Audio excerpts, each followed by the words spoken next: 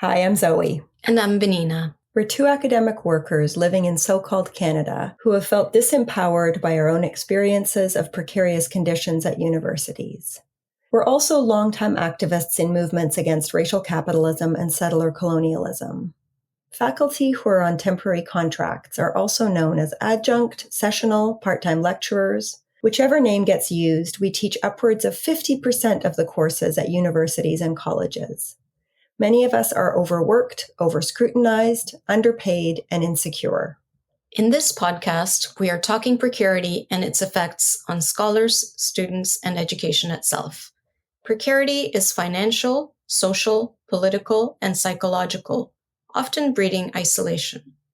In fact, our disposability unites us with the many people who labor under precarious conditions. Together, in conversation with workers, comrades, researchers, and others, we use care and humor to disrupt the silence, shame, and exploitation of our lived precarity. By talking precarity, we build solidarity. In today's episode, you'll hear from Nadia Habib, one of the participants in the Precarity Collective. I didn't think my life was going to be a series of precarious gigs. Nadia Habib has been precariously employed at York University for over 20 years, most recently in the School of Gender, Sexuality, and Women's Studies. Her own research focuses on a complex examination of everyday life in the cultural and social production of the Egyptian nation in its postcolonial iteration. More recently, along with her work as a poet and activist, she's working to support people whose loved ones struggle with addiction and mental health. What you'll hear in a minute picks up from an earlier conversation that Benina and I had with Nadia, where she described her journey to academia. She started her bachelor's degree as a single mother and quickly became enamored with the study of critical theory, eating up books on the bus to and from school. You'll hear about Nadia's graduate school experience as a racialized woman in a colonial institution and her rich yet precarious teaching career.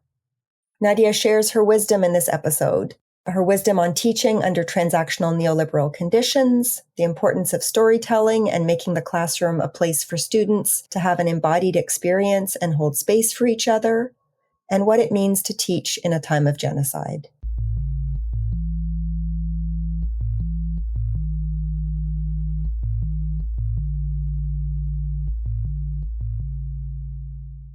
Hi, Nadia. Thanks so much for being here. Thanks so much for having me.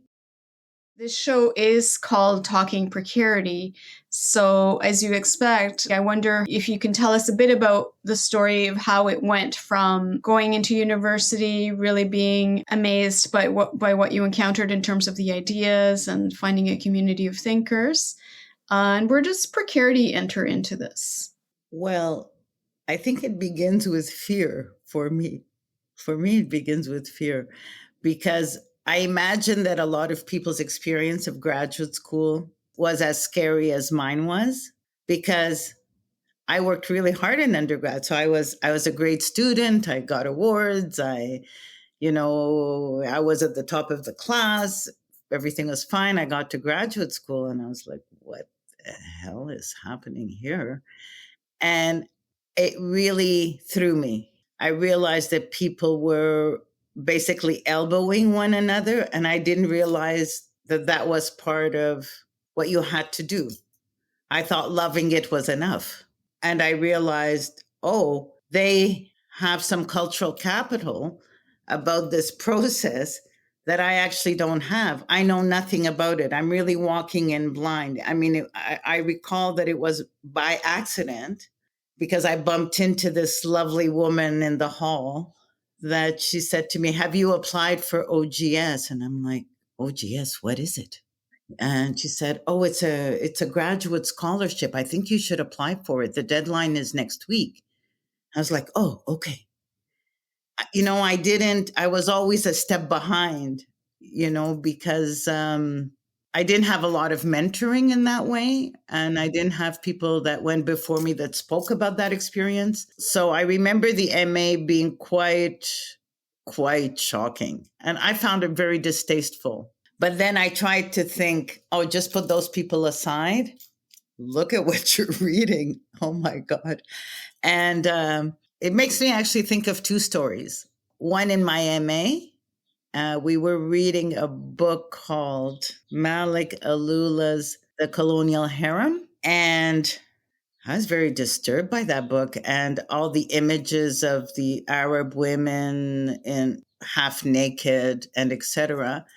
And it was an anthropology class. And I remember saying, oh, I guess you weren't expecting me to be one of the people that would be reading this book. I should only be an object here because this is quite disturbing. Like, where's the voice of these women, these half naked women in his book? And I was thinking just like Fanon, you know what I mean? Fantastic anti-colonial theorist, but women did not figured strangely in his project. And I remember the professor saying, oh, where did you get that idea? And I was like, what do you mean, where did I get that idea? That's my experience of being in this class while you're all looking at these images. It makes me feel very vulnerable in front of you. And then the second, okay, we moved along, and I really wanted to go into a particular graduate program because it was very theory based, and I really wanted to continue to do theory. And I applied, and I got in, and that was wonderful. And then we had one of those meetups, when the new graduate students come and they meet the program director, and there's a little social, et cetera. I'm never good at those things. And then the graduate program director asked to see me. He said, could I see you in my office? Sure. And he said, well, congratulations on getting into the program, but I want you to know that you didn't quite measure up in the application process. But we're going to take a chance. And if you want to stay in this program, you're going to have to work really hard. I felt a little bit slapped in the face, to be honest. I felt shocked, but I felt, because of the master's experience where you're always feeling like a fraud, I was like, oh, I'm found out. I really don't belong here. And I said, like, fuck him. But not too loudly, if you know what I mean, because all of a sudden I felt quite vulnerable. And I didn't tell that story for a very long time. I didn't tell anyone, except that not that long ago, and I would say everything right now is measured by COVID. So just before COVID, I was walking in the hall talking about this new contract that I could apply for that might give me a little bit of work stability. And I bumped into a friend who was also in the graduate program with me. She was thinking also of applying. And we talked just very briefly about that man that was the head of the program and how distasteful he was and how he would have special canoe trips, but he would only invite the men. And he was very, very male-centered. And she said, he brought me into his office at the meet and greet that we had when we started in the program. I said, yes, he brought me in his office too. And he told me, and I told her the story, and she said he said the same thing to me. And it was only then, so many years later, over 20 years later, that I realized really that I was carrying the vulnerability of his particular discriminatory ways of seeing things. I wish I had known then that she had had the same experience, because I think it actually would have made a big difference to my graduate school experience.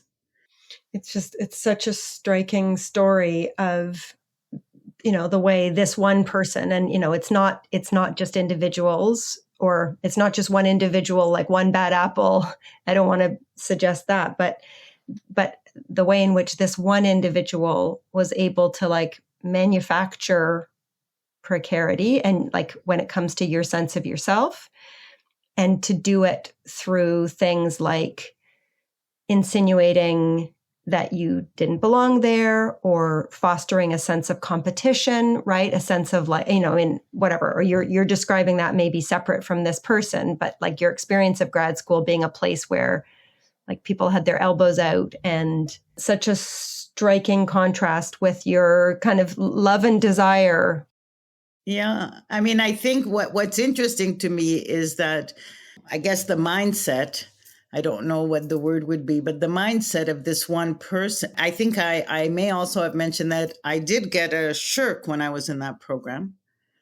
And I remember receiving the call from the same graduate program director. And he's like, hi, he tells me it's him. I'm like, oh no, what now? And he says to me, how do you celebrate in your culture? And how do I celebrate in my culture? It was just at April when the results of the shirks come out. So it was around Easter. And I was thinking, oh, I said, do you mean Easter? How do we celebrate Easter? And he's like, no. How do you celebrate in your culture? And then I said, did I get the shirk? And he said, yes, congratulations. That very measured tone. And I think it was even in that moment, instead of just really being fantastic, look, you got the shirk, how wonderful. Oh, but you're still an outsider. It's a complicated space depending on how you're located, right? I mean, socially, how you're located, how that can destabilize you. Even in moments that should be quite joyous and trouble-free. Not to like use awards as the bones of this thing, but I want to jump from that shirk to you going on to win a teaching award. And also, it's important to be clear that our intention in talking about precarity is like not to counter the story of precarious academics as inferior by like piling on awards to say, look, we're good enough, right? Because that is also part of individualizing conditions that are structural. However, in your case, there is an actual, like we can easily jump from your shirk to your teaching award. Again, it's something that I've only come to recently with the way that universities are changing, across the country. Those awards and scholarships are meaningful depending on who you are. I do think, yes, it's institutional, but I also think it's individual. Because I think that if you fall in a particular frame for the institution, then those awards have meaning.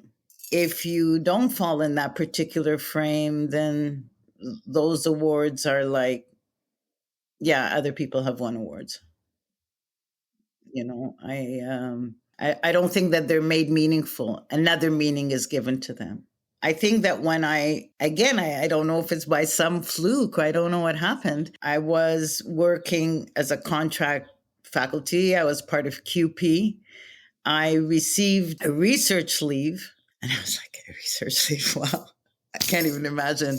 I can't believe it. Which made me feel like, oh, I will have time to do a little bit of work and maybe I'll finish one day. And then while I was away, I got an email that said, you're one of the people who's vying for the TVO Best Professor Award. And, congratulations. And we would like to come and talk to you and et cetera. And I tried to find out at that point, how did it happen? Who did it? How did they choose me? And then I don't know how I came to it, but I found out that it was some of my students that had nominated me. And then we had to go through another series of competitions. And then I was one of the 10 finalists. And I was very excited about this. I was also very excited because I love teaching. And so that it was thought that my students think I'm good at it and they would want to nominate me for that prize meant a great deal to me. And I remember in the filming, when they came to film a lecture, and then they came here to my home to film me here and then just on campus. And I remember saying, and I'm sure I've said this many times before, I remember saying into the camera, I love York University. It's changed my life. And I want to say that I truly meant it when I said it, because it did all those things that I spoke about in the beginning. It did ground me. It did make me feel competent. It also gave me the chance to share that love and desire and curiosity with my students. And so it felt that finally different parts of my life were coming together in a different way, just like I guess I'm doing here in the classroom. I very much am a storyteller, just so that we can find a way to ground theory and for other people to be able to see that their stories matter and that their stories are actually how we make change or why we might want to make change. So I felt very energized, both by the teaching, but also by that recognition in a way. And then I came back from doing that, and I went into the same department I have done most of my contract work in. And the landscape had changed quite a bit. There was a big change in the faculty there. And it became a very, very toxic environment.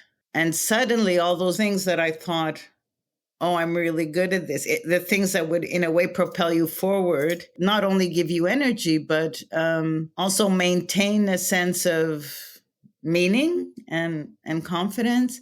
Suddenly, all those things were up for grabs again, because I experienced an incredible amount of targeting and harassment. And I think at the moment when I think I should have felt more secure, I felt even more precarious. But in a way, having that experience with the awards made me feel like I had a penny in my pocket. I heard that somewhere. Somebody said that in some interview, actually, I saw it. And it did feel like that.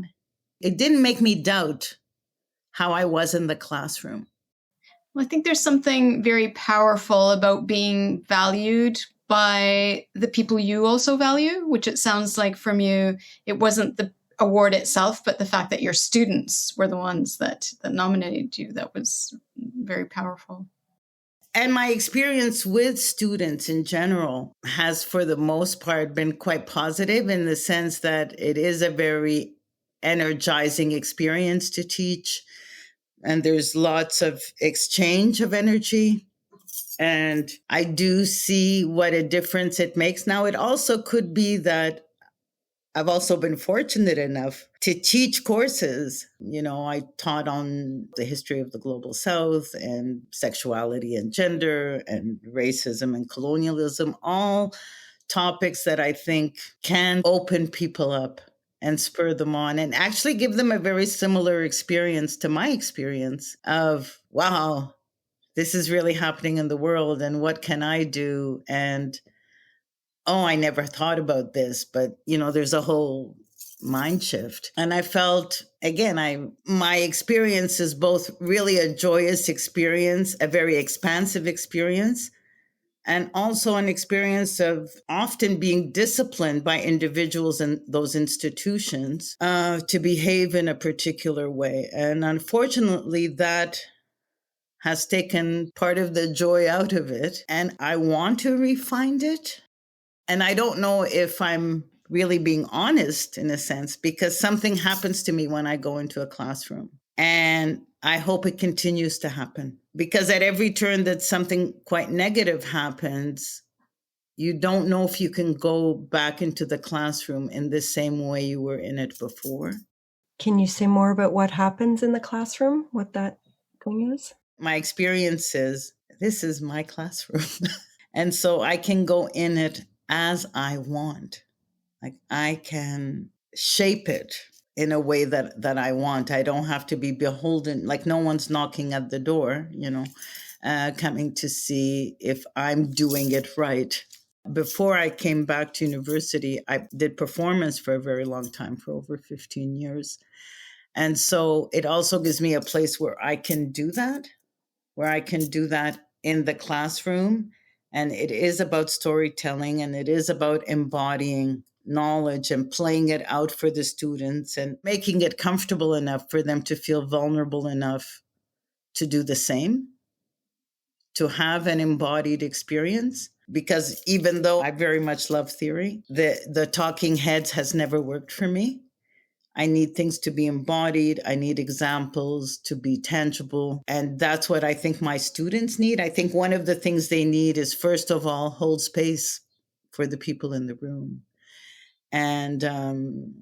And I think that's really important, to have things organized enough that they feel that they're not destabilized by things that should already be set for them, so that they can have the space to do the work they need to do. And the students, I was going to say my students, and I think of them as my students, I feel that they've always given me a lot of energy back. They've always been quite responsive.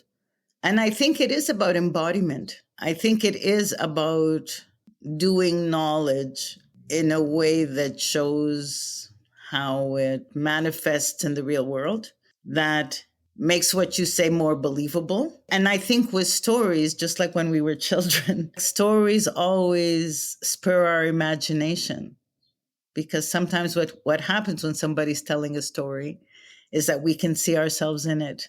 Something that strikes me, Nadia, is that you speak of students so lovingly as well. It sounds like you really value your students, or students in general. And it's in contrast to, like, I heard a conversation, when you hear an over conversation on the subway, and it was like, oh, students nowadays, how disengaged they are and whatever. It was just one of those things where people are dissing students. It was two professors, obviously, talking to each other. But what strikes me is you hold, like you were saying, you hold space for students. I mean, I think there's a lot of excellent tenured professors, and I wonder whether there is a relationship between your precarious situation as a professor, your precarious employment, and your relationship to your students. I wonder if that colors it in some way, and if there's a relationship between that. Well, I think that for me, one of the strikes of the union I was part of, when I was trying to explain to the students why a strike might happen, and I was speaking to them about the precarity, and I was speaking to them about living contract to contract, and I was speaking about how insecure people are feeling, and people who I work with in the union that I was part of. And as I was speaking, I realized, oh God, they're in the same position I'm in. A lot of them, when they write to me, they'll say, I had to go to my night job, and so I hope I can make it to class tomorrow morning. I really don't want to miss it. Is there a way that I can do whatever it is they wanted to do? And I realized that there's a similarity. We're both involved in precarious work. But there's a difference, because I didn't think my life was going to be a series of precarious gigs. And I think I even fooled myself into thinking that this precarious gig was a full-time job, So every time I had to face the fact of how precarious it was, for example, on the times when I had to go scramble from department to department to see if they had any work, or to be told a course that I was teaching was canceled, or I'm having to prepare 3 new courses I know nothing about, but, in a few months I'm going to have to pretend. I still had the feeling that I could count on it somehow. I think forgetting is something that protects us. So I would remember every few years, and then I would forget again that I was that precarious. But because I was in this rather terrible department, they didn't want you to forget, right? They wanted to remind you that you are precarious and you're really not one of us. You're one of them, and you can't participate this way, and you've got to do things that way. And I think the thing with my students, and I've asked myself this question, and I wonder about this. I have a certain loyalty. I don't know if it's to the institution, but it's definitely to the job I do. So I feel a certain sense of responsibility. And I wanted to ask students if they feel a similar sense of responsibility to their many part-time gigs, or do they experience something I'm trying to forget experiencing, which is my employer has no loyalty to me. It doesn't matter how well I've done it. It doesn't matter how long I've done it. It only matters if they want me or they don't want me. It has nothing to do with my worth. I mean, that's a very hard thing to believe because, of course, every time something happens, I do feel it has something to do with my worth. Just like those other incidents I told you about. It always shakes me to the core. And then I decide the only way I can survive it is to forget it. I mean, it's somewhere in the unconscious. It's keeping on doing its work on me, even though I'm not thinking about it every minute, but its residue is in my system, and I think that's the thing that I'm realizing with students. I could imagine being that professor that you're talking about, Vanina, on the subway saying they're not interested anymore and they don't seem to care and so on. And I've been feeling that a little bit. And I say to myself, how is it possible for them to care? How is it possible for them to sit in a room and do this work of getting an education when they haven't had enough sleep, when they don't have enough time, when they're being told, if you want to get a better job than the 5 that you're doing, you need to get a BA. And that part of my job is that I'm supposed to write to them on my syllabus, if you do this course, you can get these jobs. These jobs would be some kinds of jobs that are available to you if you took this course. I think this kind of transactional relationship makes them come into the room in a particular way. But if you don't have enough sleep and you don't have any money, and you're wondering how you're going to make it through, maybe I think part of my job in the room then is also to make you think of the room in a different way than you came in thinking about it, to find some kernel of desire, love, curiosity that makes you forget that this is a transactional relationship. And that's what's happening to me more and more now, because I'm not sure what the meaning of this precarity is, like both for them and for me. But I see its effect on them. More and more, I'm veering towards doing a lot of work in the area of mental health in order to support them, in order to understand what's going on better, in order to acknowledge that this disengagement or, oh, these students aren't interested, it's actually part of a mental health crisis that's very much tied to the insecure and precarious nature of the lives that we're now living, And I'm luckier in a way. I have the fortune of the past where things didn't feel like that. And so I have something different to sustain me, or something different that helps ground me that my students don't have. What can I give them? I can give them the idea of questioning that this is not normal. How is this not normal? And make them feel that it's not that they're unwell, it's that the system that they're living in is unwell. Because I think they need some way to emotionally regulate. The crisis is huge. I mean, I'm seeing it everywhere. And I say to myself about my students, but this group of people managed to make it into the room.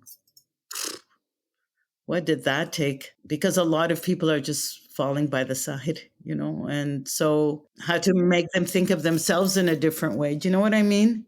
Yeah. And I guess related to what you've been talking about, I was thinking Gabriel Garcia Marquez wrote that novel, Love in the Time of Cholera. Oh, yes, I remember that novel.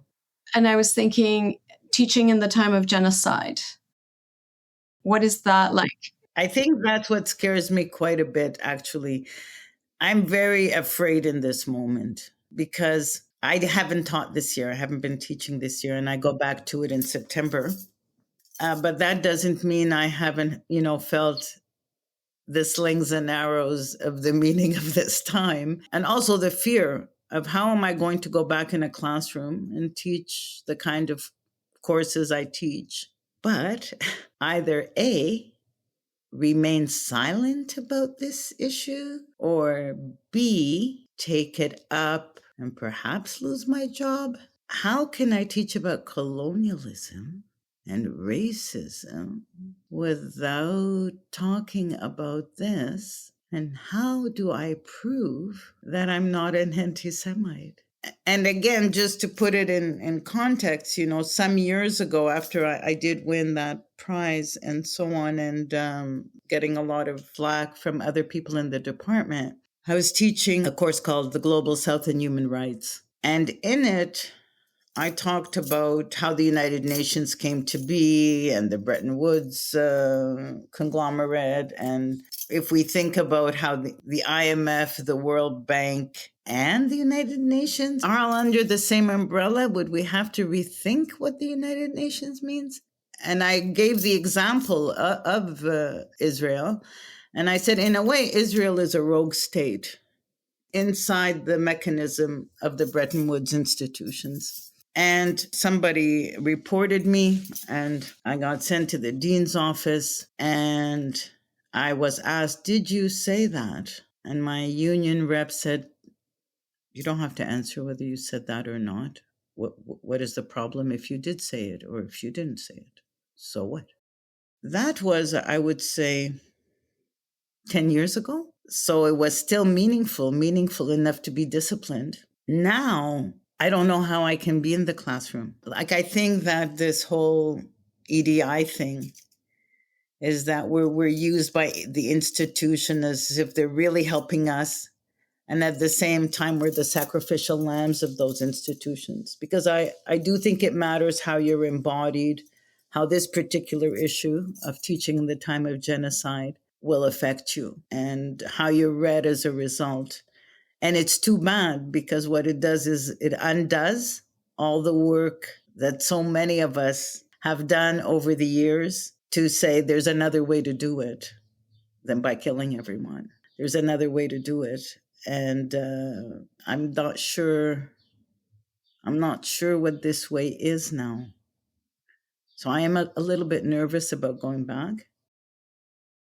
Like, I'm wondering, in a landscape where we're all precariously employed, or 90% of us are, and we can't afford lodging or food, and we're all mentally destabilized because we need to feel somewhat secure in order to go on. How is that sustainable? I don't understand.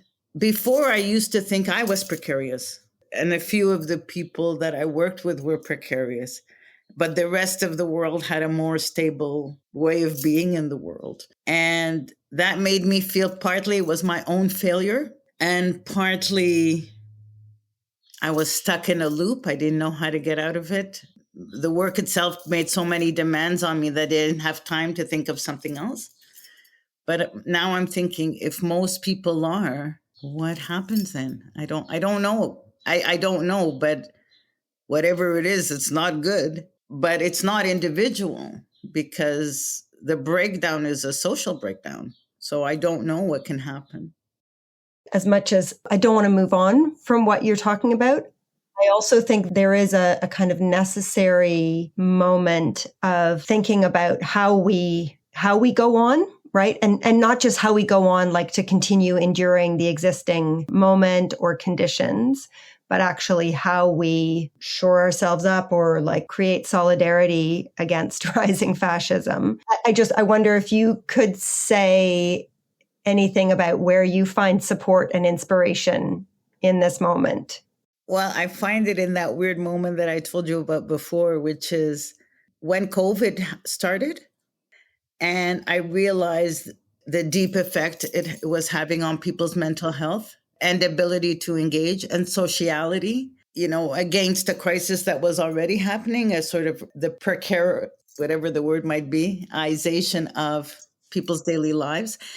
What gives me hope is that we have to address it differently. I don't know if I'm fighting the good fight, but I know that I have to put my energy in how to understand mental health well enough that I understand what people need in order to thrive emotionally, and how I can be a channel to help make people stronger, in order for them to realize it's actually not them, it is the system, and in a way empower people to act. I am finding some hope too in the kind of actions I'm seeing all over the world. I do think it's a really interesting moment. I'm seeing a lot of resistance to old narratives, and I'm seeing them come to the fore in much more powerful ways. I see the forces that are trying to shut them down also be quite powerful.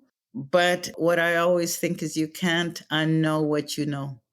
Once you know it, it's hard to pretend you don't know it. So partly that's what gives me hope. Working with others really gives me hope. And I remember I'm somebody who is a bit of a pessimist. And I remember hearing your paper, Zoe, at the panel that we were on together about precarious work, and how it had that hope in it, that there was a lot of hope in it. And I remember afterwards thinking, where did she get that? And how can I live that more? Because I don't see things going well. But I keep thinking I have to contribute to that by doing the very thing I do when I teach, which is bringing to the forefront the very forces that are happening underneath, like giving voice to that reality, so people don't just embody it as their own personal failure or their own personal tragedy. That this is structural, and we can only fight it by thinking that, not by becoming debilitated by it, even though it's debilitating. So I think it's seeing each other and working with each other. And that's where I see like all the resistance that's happening now, that's much more visible, gives me hope, amid many pockets of hopelessness. I think as much as you said that you don't have a lot of hope, I think you did, and you give us hope, like in the way that you don't give up on teaching or study. The idea that that's partly where we find some of the answers are in these connections that we make and that we're able to make, and that the questions that we ask.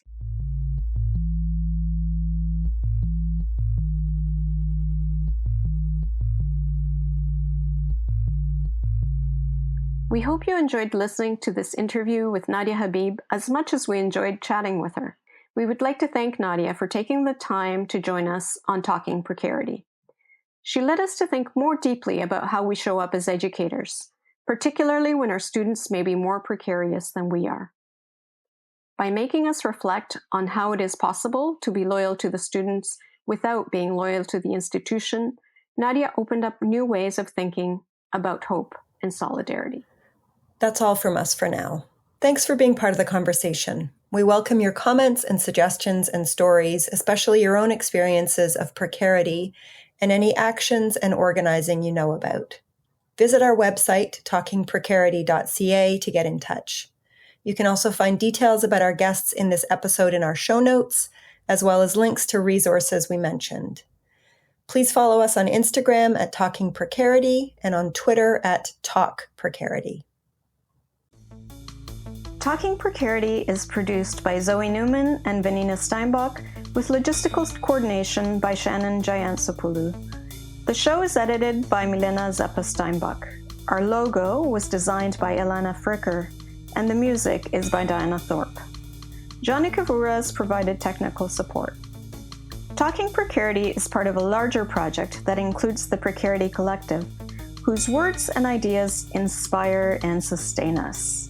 Until next time, solidarity.